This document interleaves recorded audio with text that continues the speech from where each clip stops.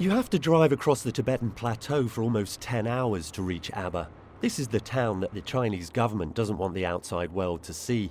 It's home to the restive Kirti monastery, and it's where most of the recent wave of self-immolations have taken place. Journalists are not supposed to get in here, but I passed through several security checkpoints to see for myself how the authorities are trying to extinguish dissent with fire trucks and riot police. I'm in a strange position because there are security personnel everywhere. If I just raise my head, I'll be spotted, and as the only foreigner for hundreds of miles around, I expect, I would soon be picked up and taken away.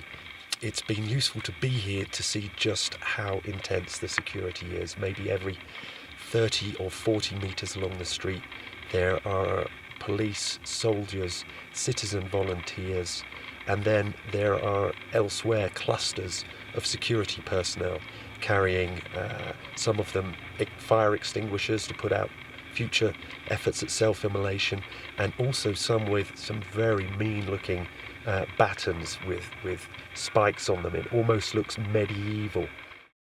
That level of security is something I haven't seen anywhere else in China. Clearly, the self-immolations by monks this year, the protests by Tibetans 4 years ago, have prompted a huge security response.